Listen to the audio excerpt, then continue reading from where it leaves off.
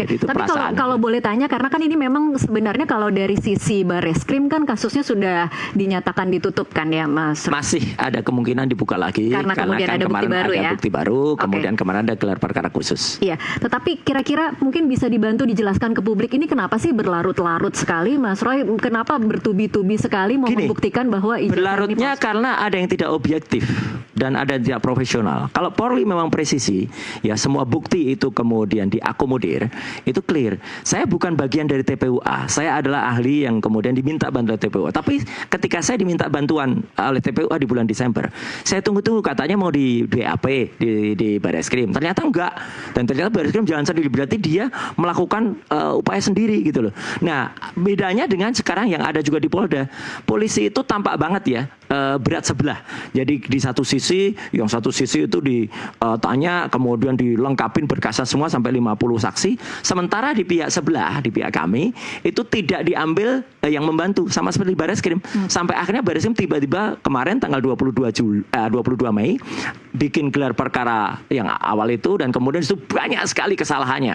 Mulai dari tahun KKN yang kemudian dikoreksi sendiri ya 83 atau 85, kemudian soal koran yang kemudian tidak presisi, bahkan kemudian nilai-nilai itu ternyata tidak sesuai dengan KHS yang terakhir ditemukan oleh Dr. Tifa, dan itu saya sudah pegang juga, sudah saya lihat ada 5 bendel ya lengkap, ada ijazah, ada kemudian skripsi, ada transkrip, ada kemudian sumber-sumber semua yang dikumpulkan oleh kakak-kakak kelas saya.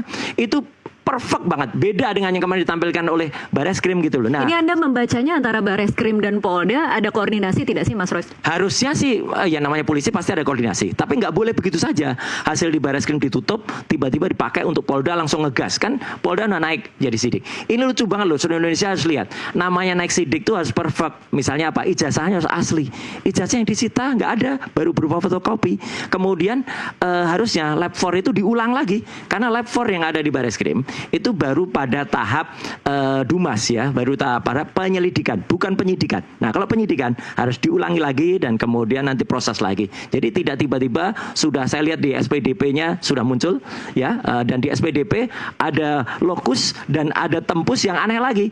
Ada lokusnya 22 Januari. Lah 22 Januari itu bukan apa-apa, ini polisi kok sama sekali nggak profesional ya. Jadi 20 Januari itu kasus ini belum ngapa-ngapain gitu loh. Saya juga belum bersuara di situ, respon pun juga belum bersuara. Jadi kalau ada kesalahan-kesalahan kayak gini ya jangan heran kalau kemarin pada saat klarifikasi ya kami ada yang nggak kami jawab karena nggak ada hubungannya. Waktu klarifikasi aja tanggalnya juga salah, 26 Maret itu saya belum terlibat.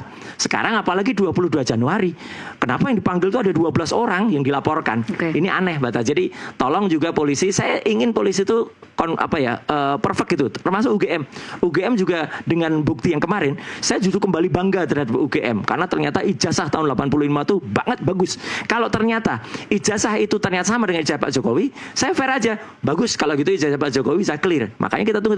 Tapi kalau ternyata ijazah nggak sama, ya ijazah Jokowi kayak ini ijazah yang diupload oleh sahabatnya Bang Ade ya Dian Sandi ya, lah Dian Sandinya bisa kena gitu. Karena yang diupload Dian Sandi itulah yang menjadi objek kami, tidak ada watermarknya, tidak ada benang pengamannya, tidak presisi. Jadi sekarang tinggal pilih.